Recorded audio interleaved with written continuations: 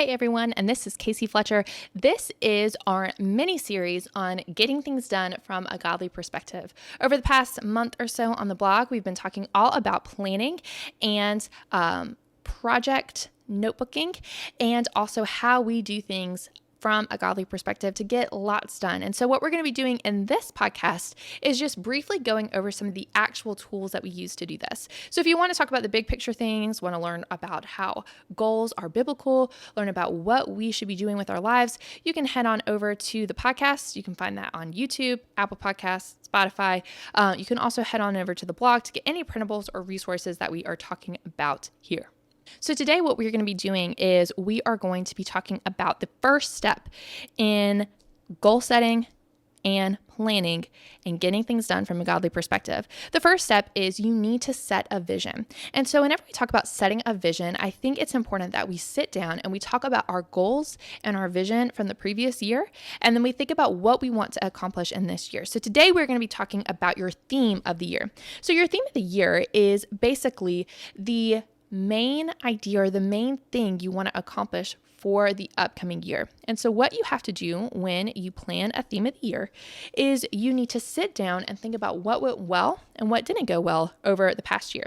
So if you check out the blog, you can find my theme of the year guide. And basically what you do with the theme of the year guide is you start with a yearly review.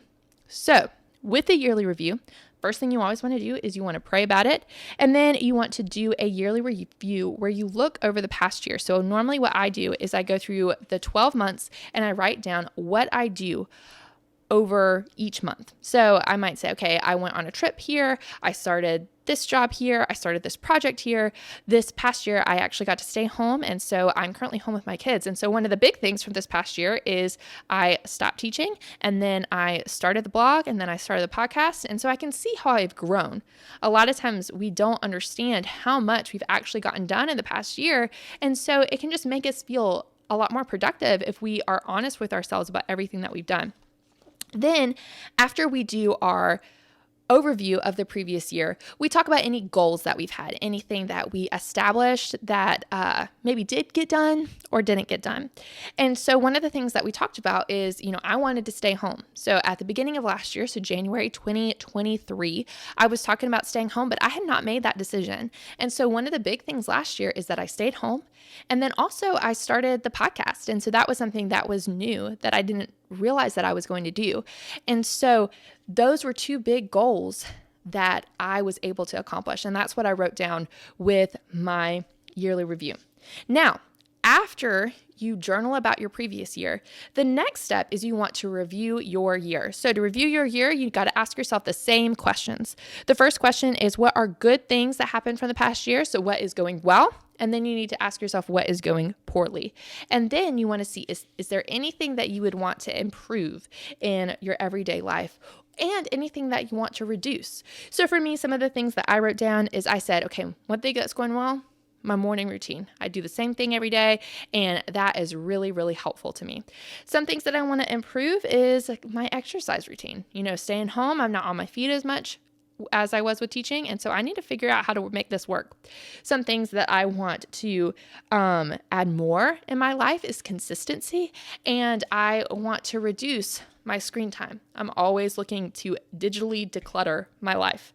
After you do this, you can go through each specific areas of your life. I like to look at basically 5 areas. So I talk about my relationship with God, my relationship with others, my work and service, my home and my home atmosphere, my family culture and discipleship, my finances, my health, and my hobbies and adventures. And also sometimes I talk about my personal learning and personal growth. So those areas, I set actually goals that I want to meet with all of these. And you can learn more about this goal setting process for each of these categories if you look at my goals and aspirations video that I'll be posting later. After you do your yearly review, then you want to go through and you basically want to take a highlighter and then highlight some patterns that you notice, some things that you maybe want to improve about those different areas of your life. Maybe you've noticed, okay, well, one thing that I have really wanted to do is I really want to have a family mealtime. I want to focus on family culture, family discipleship. And so I might highlight that I'm noticing that I don't have consistency in that thing. Maybe you notice that really across the board, you said that you're not consistent in your quiet time, you're not consistent in your meal time, you're not consistent in the work that you're doing. And so maybe the thing that you highlight would be that you are looking for consistency. So what we've done in this video is we've covered our yearly review. You can find in the next video how we create our theme of the year.